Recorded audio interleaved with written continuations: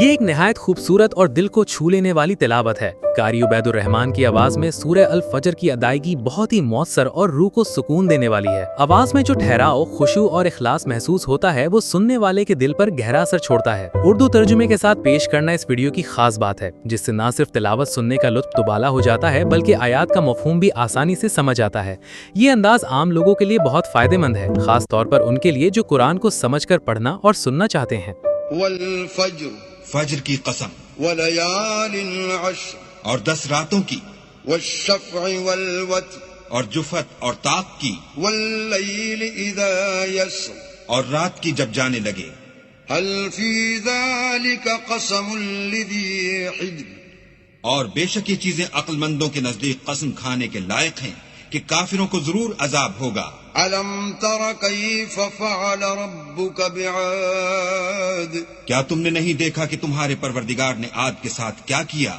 إرم ذات العماد، جو ارم کہلاتے تھے، اتنے دراز قد، التي لم يخلق مثلها في البلاد، کہ تمام ملک میں ایسے پیدا نہیں ہوئے تھے۔ وثمود الذين جابوا الصخر بالواد، اور سمود کے ساتھ کیا کیا جو وادی قرا میں پتھر تراشتے اور گھر بناتے تھے۔ وفرعون ذي الأوتاد، اور فرعون کے ساتھ کیا کیا جو خیمے اور میخیں رکھتا تھا۔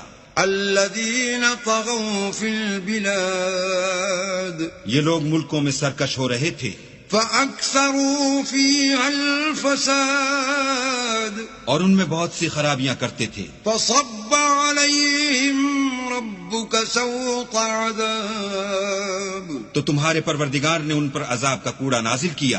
إن ربك لبالمرصاد، بے شک تمہارا پروردگار طاق میں ہے۔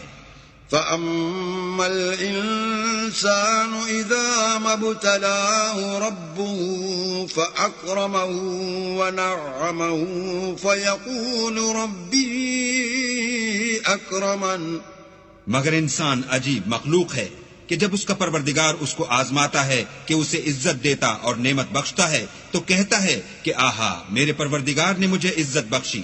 وأما إذا ما ابتلاه فقدر عليه رزقه فيقول ربي أهانن، اور جب دوسری طرح آزماتا ہے کہ اس پر روزی تنگ کر دیتا ہے تو کہتا ہے کہ ہائے، میرے پروردگار نے مجھے ذلیل کیا۔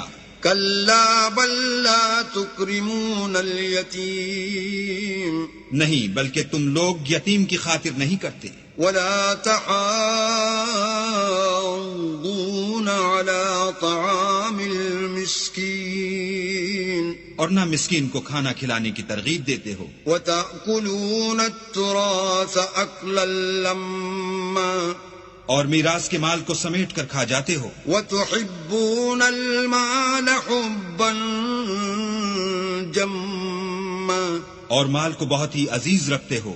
كلا إذا دكت الأرض دكا دكا، تو جب زمین کی بلندی کوٹ کوٹ کر پست کر دی جائے گی، وجاء ربك والملك صفا صفا، اور تمہارا پروردگار جلوہ فرما ہوگا اور فرشتے قطار باندھ باندھ کر موجود ہوں گے۔ وجيء يومئذ بجهنم يومئذ يتذكر الإنسان وأنى له الذكرى، اور دوزخ اس دن حاضر کی جائے گی تو انسان اس دن متنبہ ہوگا، مگر اب انتباہ سے اسے فائدہ کہاں مل سکے گا۔ يقول يا ليتني قدمت لحياتي، کہے گا کاش میں نے اپنی زندگی جاویدانی کے لیے کچھ آگے بھیجا ہوتا۔ فيومئذ لا يعذب عذابه أحد، تو اس دن نہ کوئی اللہ کے عذاب کی طرح کا کسی کو عذاب دے گا، ولا يوثق وثاقه أحد، اور نہ کوئی ویسا جکڑنا جکڑے گا۔ يا أيتها النفس المطمئنة، اے اطمینان پانے والی روح، ارجعي إلى ربك راضية مرضيا اپنے پروردگار کی طرف لوٹ چل، تو اس سے راضی، وہ تجھ سے راضی. فادخلي في عبادي تو میرے ممتاز بندوں میں شامل ہو جا وادخلي جنتي اور میری بہشت میں داخل ہو جا.